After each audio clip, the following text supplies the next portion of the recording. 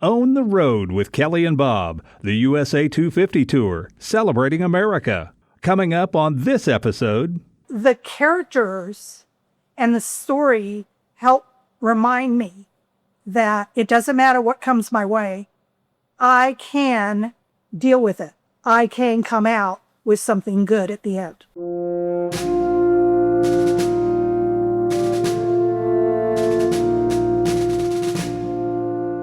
We, the people of the United States of America.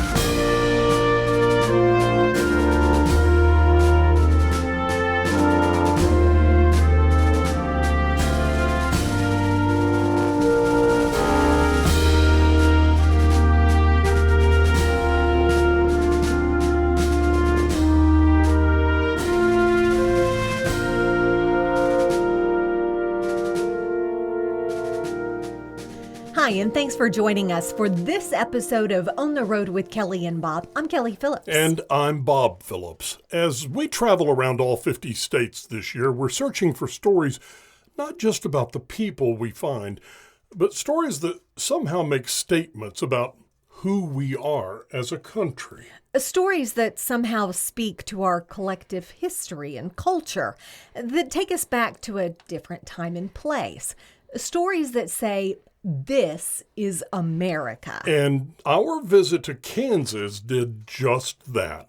We had not been in that state very long when Kelly and I realized, well, we're not in Kansas anymore. I've lived all over the country and done a lot of traveling overseas. But as a child, my mom was a single parent, and I grew up with her and a brother, and we lived with my grandparents for a while in the Midwest, Chicago specifically. I was in the U.S. Air Force for a tour. Most of my family was military. My father had been a Marine, and my brother was Air Force, and most of my family did at least one tour to give back to the country. So because of all my moving around, my average length was about 2 years max, living in one state at the time. And because of all the traveling around and the experiences I had, I just found that I loved traveling. Loved road trips, loved learning new things, and anything to do with history or anything to do with theater or film were my loves. Chris Glasgow has enjoyed her life living in and learning about different parts of our country. But a move to Kansas effectively poured concrete around her wandering feet, because it was in a small town here in the middle of the U.S. that she finally realized it. She was home. I was living out in California, and it got too expensive. They were raising my rent again, and it was going to be more than my take-home pay. So I quit my job and packed up. And one of my sons happens to live here in Manhattan, Kansas. And they had just finished setting up their basement as kind of a mini apartment. So they suggested I come stay with them while I looked for work. So I did. I came with them for a while, looked for work. And I'd been here about a month, and I heard about the Oz Museum.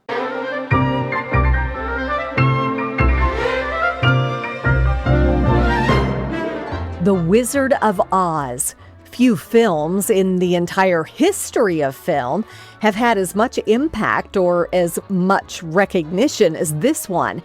It was made in 1939 and was based on the writings of L. Frank Baum. But that movie was just a small snapshot of the body of work created by Baum, and that movie is just a small part of what the Oz Museum is all about. There are other museums that have small sections dedicated to, say, L. Frank Baum or to Judy Garland or to the 39 film. But our goal here is to open people's minds to the whole history of Oz. Everything from 1856 with the birth of the author, all his influences, all the jobs and things that he had. Kind of sounds like me, lots of jobs. That led up to his writing The Wonderful Wizard of Oz and it being published. And then, of course, he was the first one to put it on stage in 1902 and 1903. He was the first one to put it on film in his first film was 1910, and then leading to other films in the 19-teens before his death in 1919. So we want to explore that story and let people know that the 39 film is a wonderful film and we appreciate it so much, but It's not the beginning or the end of the story. If they actually spend any time here and start looking at things, they always come out, well, I didn't know that. I didn't know that. I was surprised at that. And it's amazing what they learn. Even if all they learn is that there was more than one book. There's actually 40 books in the series. The first 14 were written by Baum himself and then continued by Ruth Plumley Thompson. And if they learn that, whoa, there's more than one book. Oh, the movie didn't start it. Oh, they come out very surprised, even if they learn one thing. And to me, that's what makes it a museum important. If I can go into a museum and I can come out with a better understanding on one thing, I feel it's well worth the time, the money, the effort I spend. And I hope other people feel that way too. Visit the Oz Museum in Kansas, and unless you are already some kind of Wizard of Oz expert, you will come away knowing things you never expected. And it's not just about the famous 1939 film, with lots of stuff about the cast, the wardrobes, even the working conditions. It's about all of L. Frank Baum's writings and the plays and movies that have come from them. We came away from our visit thoroughly entertained and a little bit amazed at how much we did not know. Okay, first thing you generally see is walk through the tornado and you're in Munchkinland. Why Munchkinland? Well, because that's where Dorothy first starts her adventure. The tornado brings her to this alternate universe and she starts her adventure in Munchkinland, being met, of course, by Munchkin ladies, and there's the mayor of Munchkinland there, and her house, of course, squishing the witch, the Wicked Witch of the East. And there are the iconic ruby slippers. Yes, and you'll notice over here, since she's now dead, the slippers are now on her feet. Okay, then as you go through, you learn more about Baum's theater career, including the original theatrical piece in 1903 for The Wizard of Oz. Then we talk a little bit about the Munchkins, who they are, what they were like, pictures of their size. Like you have the very smallest Munchkin there. She was under 3 foot tall. Her name's Olga Nardone, which we have a whole case on her. And then the tallest Munchkin, and the tallest Munchkin who was 4'7". They couldn't be taller than that because they had to be shorter than Judy Garland, who was only 4'9" at age 15.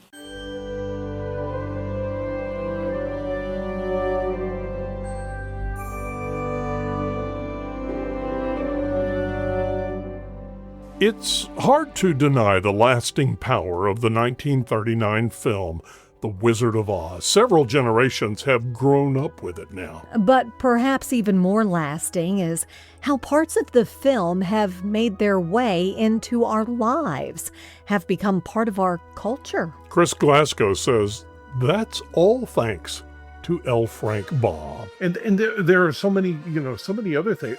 The line, I don't think we're in Kansas anymore, transcends the film that it came from. I mean, when people find themselves in an unfamiliar situation, that's a line that just pops into their brains. Absolutely. And it doesn't matter where you go in the world, it's the same thing. He not only took Dorothy and Toto and the house to Oz, he took us with them. Yes. I think it goes back to the fact that the themes and the focuses that he would use in his writing were universal, basic human needs, such as the need to know where home is, to feel like you're home, the need to feel compassion and understand that it's okay to be compassionate. It's okay to be afraid, but it's what you do when you're afraid. It's okay to use your brain to figure things out. Don't allow the world to work on you. You take what the world gives you and then change it to be better. And it's those type of themes that it doesn't matter where you live, what culture you are, what age you are, what country you live in, what generation you live in. We all have those basic things that we recognize about ourselves and about the world around us. And so the stories become personal. We become part of them. Like you said, he took us to Oz as well. Because those people, those characters are real to us because they're experiencing what we experience. Yeah.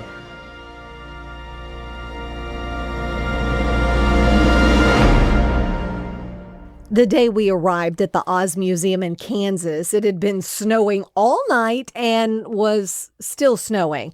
And as we finished up our time there and set out to our next stop, I couldn't help but think of the scene in the movie when the Wicked Witch sends Dorothy and her friends into the field of poppies. Poppies. Then Glinda, the Good Witch, makes it snow to wake them up from their sleep. There are so many things like that in this movie. Things that make you think of something in your own life. And I guess that was the idea. Okay, so let's continue the conversation with Chris with lots more about the movie, the L. Frank Baum books, and about just how you say the name of this town where the museum is located in Kansas. Wamego. That's the Americanized pronunciation Of Wamego, who was a Potawatomi chief, a leader of the Potawatomi in this area that the town was named after. So how it was explained to me when I first moved here is that if you're an old timer, in other words, you've lived here 50 years or more, you use the Indian original pronunciation. Wamego. Wamego. If you're a newbie, been here under 50 years, you use Wamego. So you take your pick. Why Kansas? Because it was the center of the tornado belt in North America. Baum had seen a E5 tornado when he lived in South Dakota in Aberdeen. He was a newspaper editor there for a few months. And he had seen and taken pictures, actually, of an E5 tornado that came into the area, picked up a house off its foundation, carried it 2 miles and dumped it. And he saw the power of that storm. And then he realized he was living in Chicago. Right after that, he moved to Chicago. Here he is in the middle of the Midwest? The Midwest, and all of a sudden he's realizing tornadoes are happening all the time. Wow, think of the power. I wonder if a tornado could pick a house up and take it to somewhere else. like Oz. Like Oz. And he decided that was going to be the vehicle between the two parallel universes. And in all his books, he has his characters traveling back and forth between Oz and the U.S. You focus a lot of attention on the original author, on L. Frank Baum. Yes. We try to balance it as we go through. So we start off chronologically, even though there are elements of the 39 film all the way through, which connects those who haven't read the book perhaps. But we want them to know the history behind. So we start off with information about his childhood, his young adulthood, some of his early jobs, with family jobs and personal jobs, his creativity of writing journals and creating all kinds of things, some of his travels as a traveling salesman. And then we go right into the 40 books in the original Oz series. The first 14, besides The Wonderful Wizard of Oz, which is book number 1, then the rest of the 14 that he did, and then the rest of the 40, which are done principally by Ruth Olney Thompson, who was hired after Baum's death to continue the series. So we talk a little bit about that, and then we start going into various characters, such as Judy Garland and Toto. Judy Garland, of course, was 13 years old when she was hired by MGM as a contract player. She'd been on stage since she was 2.5, and then she was 15 at the start of the film, had her birthday while they were filming. There were obviously difficulties in filming. Back then, they didn't have things like unions for safety and protection and things like that. And so there were definitely challenges and sometimes safety issues and things like that. But from the interviews that I have read that she has given after The Wizard of Oz, she always held that in high esteem. She didn't necessarily like everything that happened during the filming, but she built close relationships with her co-stars, and she kept those relationships her entire life. And every time she would get with Ray Bolger, or she would get with Margaret Hamilton, or she would get with Jack Haley, who was the Tin Man, they would always sing bits and pieces of either the Yellow Brick Road song or Over the Rainbow, and they would talk about, how much they appreciated their relationships, which were forged by that film. Were you affected by this film like the rest of us as you were growing up? I remember seeing it the first time in 1956. We had one of those little 12-inch black and white We all did back on then. the stand TVs. And you could always tell by the music when something scary was about to happen, particularly the Wicked Witch music, signature song, And my mother would set up a blanket on the floor and we'd have a picnic dinner, sandwich, chips, whatever. And I had a pillow next to me. So that anytime that music came on, I could go, and hide my face until the music went out, so the scary part wouldn't scare me. I don't remember having any nightmares or anything like that about her, but as I got a little older, by the time I got about 5 or 6, I would say, Wicked Witch didn't scare me anymore. I liked her. I liked her character. In fact, she ended up being my favorite character as a child. Then when I got to be an adult, I decided it was her with the flying monkeys. They were my favorite. And the flying monkeys are still my favorites. Give us the synopsis on Bob. A little bit of a different kind of guy, and what would bring him to create something like this? Well, he was always a very inventive, creative individual. Being a little boy born in the mid-1800s, unfortunately, his family was well acquainted with death from things like typhoid and diphtheria, which would come into the cities in the summers and take away the young and the old. In fact, he ended up losing all of his brothers but one, all of his older brothers and one of his younger brothers to what they called the summer sickness. So he had a lot of experience with different sides of life because of that. And maybe I don't know for sure, but my feeling is that probably led into his creativity and the positivity which he approached creating things. He loved to come up with stories that would inspire and would tell the truth about life, talk about real issues, but he wanted it to come out in a positive way, not a negative way, like, say, Grimm's fairy tales or something where it was always the negative about life. He wanted it to be very positive. He had many, many experiences, many, many jobs. He learned many, many things. He traveled a lot as a traveling salesman. And through his travels across the known U.S. at that time, and with his theater troupe, he had his own theater troupe put together in New York when he ran away to the theater at age 19. It just really inspired him. He took a lot of these things that he learned, that he witnessed, that he saw, that he talked about and wrote about, and that ended up, by the time he was age 43, writing The Wonderful Wizard of Oz, which became the ultimate creation. And then he continued to write books. He actually wrote almost 70 books in his lifetime between early 40s and when he died at 63. Any of them that you would consider to be as good as The Wizard of Oz? His fantasy books are definitely all have that same quality. He has his 14 Oz books, but one of my favorites actually is The Life and Adventures of Santa Claus. He is the first writer ever to consider actually writing down the story of who Santa Claus was and how he became who he was. And that legend had been based on a real person who lived back in the 1400s. I mean, no one had thought of writing it down. He did. So that's what I definitely recommend to people. But he wrote adventure stories for women, adventure stories for men, adventure stories for teenagers, both boys and girls, kind of a precursor to, say, the Hardy Boys and the Nancy Drew, kind of, separating out the sexes in writing those stories and having them have their own adventures. Plus, he wrote very young children's books as well. I mean, he had a wide spectrum once he started writing. Why is he not known more for those writings? Why is it just The Wizard of Oz that we always think about and hear about? Well, during his lifetime, he was known for all of the Wizard of Oz books, all 14 that he wrote. Well, actually 12 prior to his death. 2 were published posthumously by his wife. And they became an international phenomenon. But particularly the first one, The Wonderful Wizard of Oz, within 2 years after it was published in 1900, it was literally being read and being copied and repeated and translated worldwide. And so that's part of it. And then there were several stage plays which did fairly well. Some did not do quite so well. But I think it was the 1939 film by MGM. They just happened to have all the right people in the right place at the right time for that particular film. They didn't anticipate that it would make any money. They just everyone who worked for MGM at that time had grown up on the Oz books.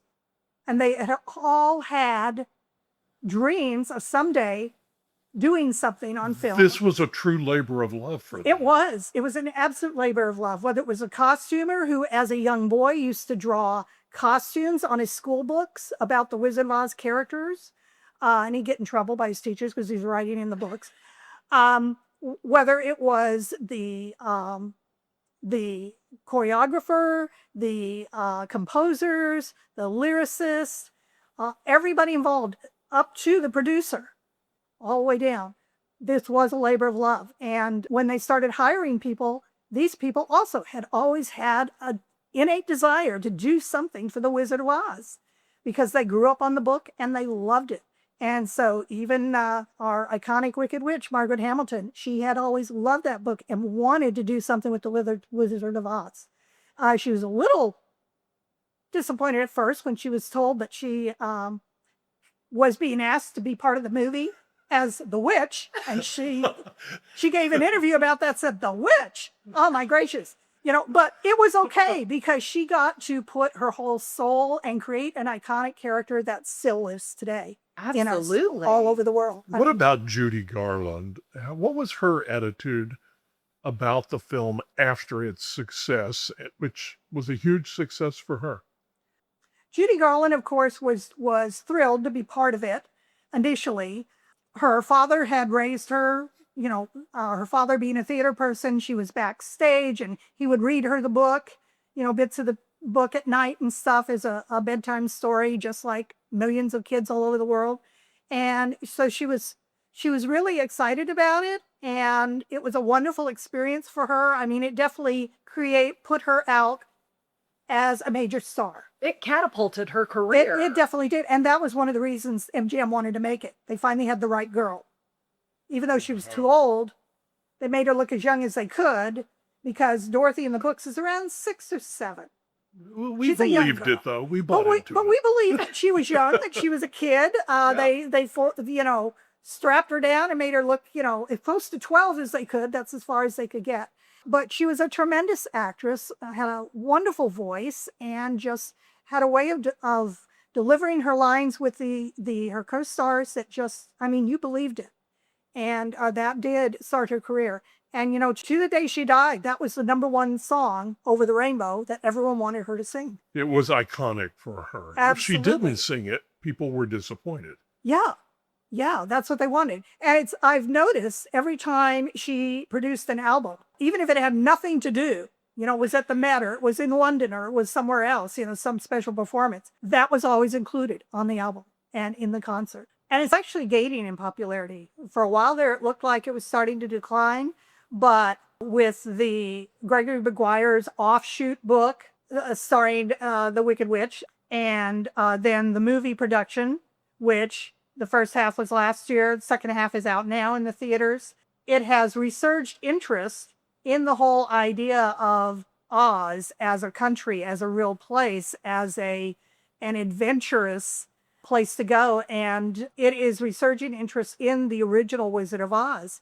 And people come in here because they're Wicked fans and Wiz fans, because there is a resurgence right now on Broadway of Wiz as well, the 4th one that's been on Broadway since the 1960s. And they come in and they ask questions and they say, "Oh, that's where that came from." And they're starting to see some background, some history, because they're going, why'd they do that? Why'd they do that? Who is this person? Who is that person? Because maybe they haven't read the book or seen the original film.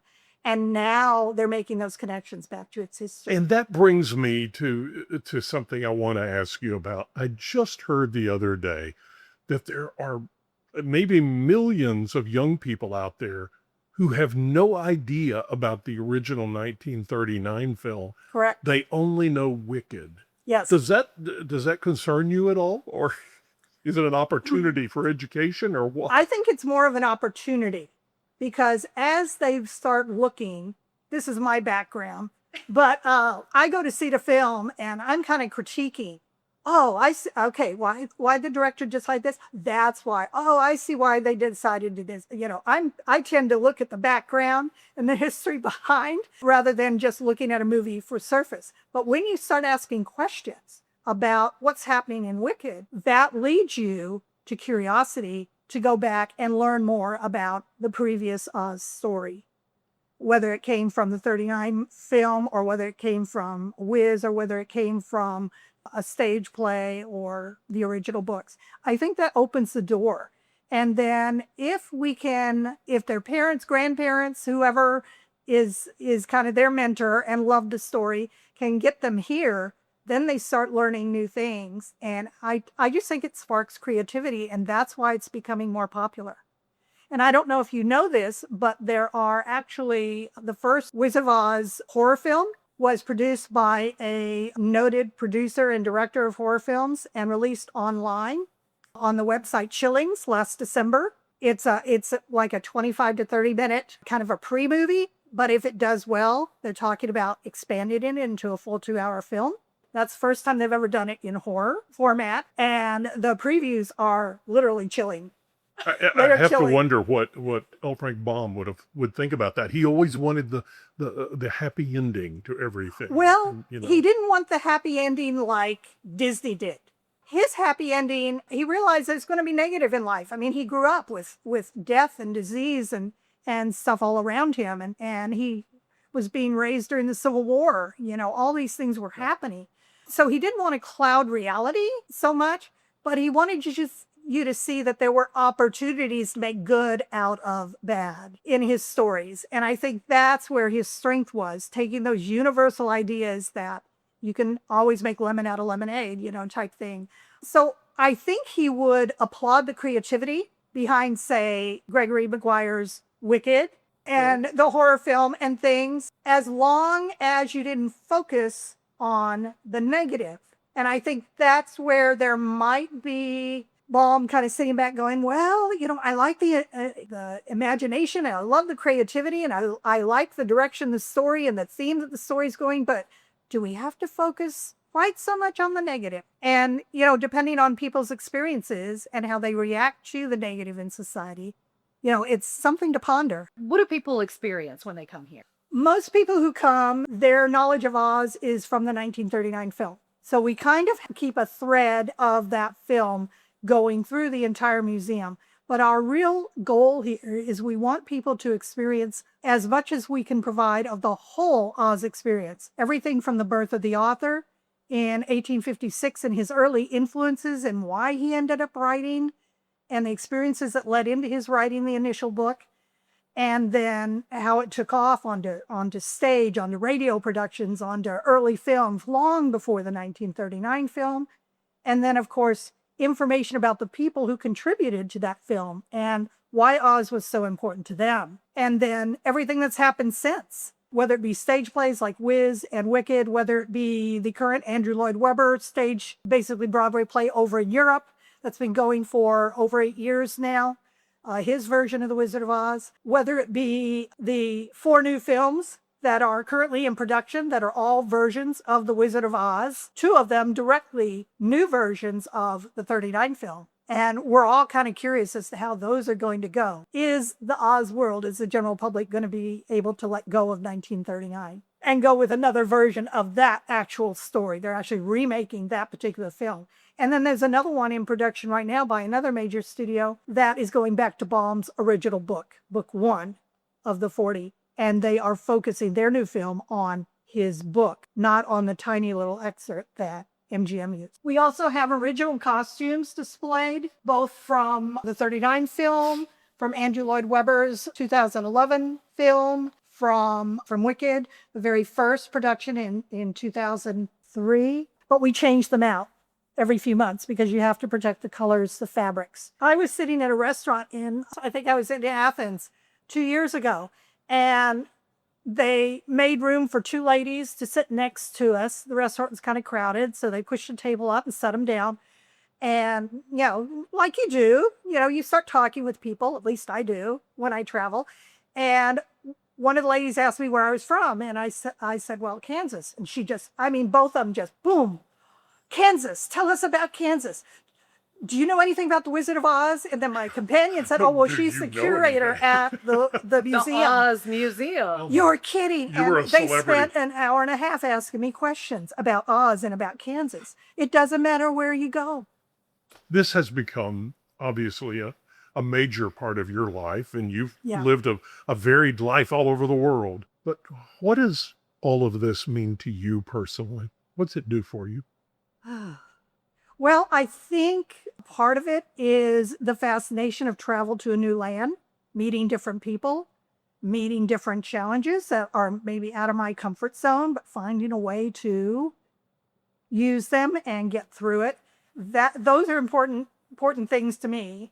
And the fact that I can identify with each of the characters. Each one thinks they're missing something. Home, brains, courage, compassion. And there are times in my life, on an everyday, where I can identify with them because maybe I'm going through an experience where I feel I'm missing that bravery or that courage, or I'm missing that ability to think through a problem.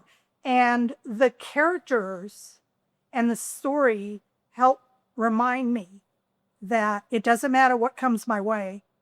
I can deal with it. I can come out with something good at the end. Again, and I think that's the strength of the story. The genius of L. Frank Baum in touching something in each one of us. Yeah. And the Oz Museum in Wamego, Kansas reminds us that while there's no place like home, sometimes the journey to find that out is where the real adventure lies. Until next week, keep following your own yellow brick road wherever it may lead. Listen to On the Road with Kelly and Bob wherever you get your podcast, or download that free Odyssey app. Listen anytime, anywhere.